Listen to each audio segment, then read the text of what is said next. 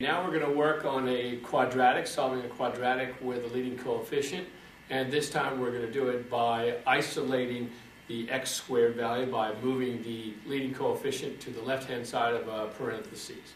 So here we go. The equation is 2x squared plus 40x minus 42 is equal to 0.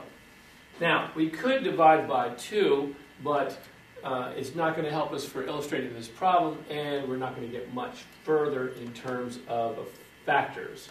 Factors for this don't work out easily to give us the middle term. So here we go. First thing we're going to do is we're going to isolate the x squared. So we'll put a parentheses, 2 times x squared. Now remember, by doing this, these numbers are halved because the 2 out here has the influence on everything on the inside of the parentheses. So instead of 40x, we get 20x. And we're going to have space for something in a box here.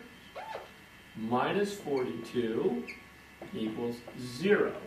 Now we're not really done. We have to balance this out and have space for something in a box on this side.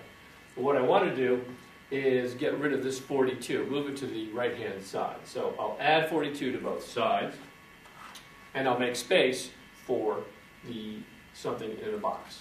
First step. Okay, now what we have here is parenthetical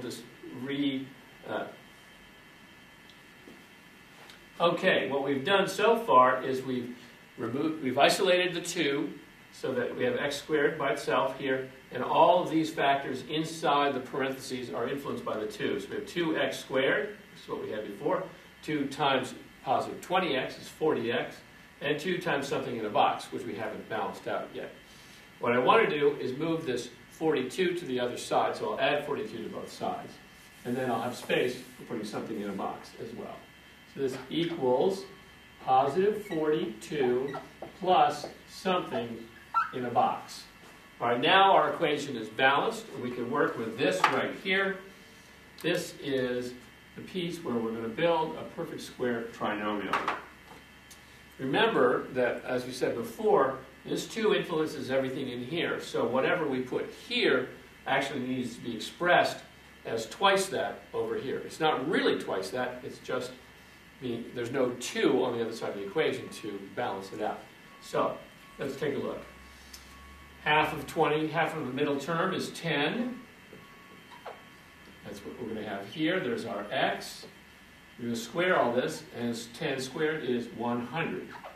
Okay, 2 times 100 is 200.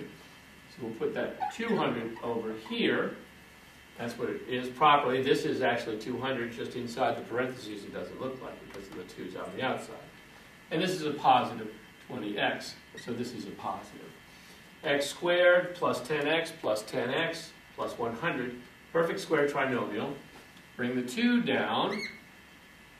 Rework this on the other side. That's 200 plus 42.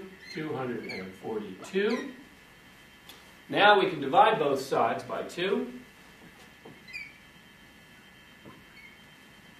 And on the left-hand side, this becomes a 1, so it goes away. On this side, we get a nice number, 121. And we have x plus 10 all squared is equal to 121.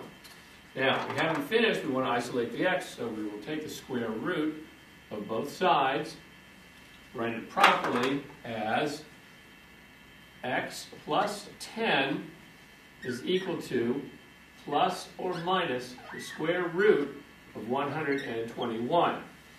121 is a perfect square. The square root of 121 is 11. So we can rewrite that part as plus or minus 11, but we're not done. We still need to isolate x. Subtract 10 from both sides, and we have x is equal to negative 10 plus or minus 11. 2 answers here are negative 10 plus 11 is equal to positive 1. X equal to positive 1, or negative 10 minus 11, negative 21. Those are our 2 answers.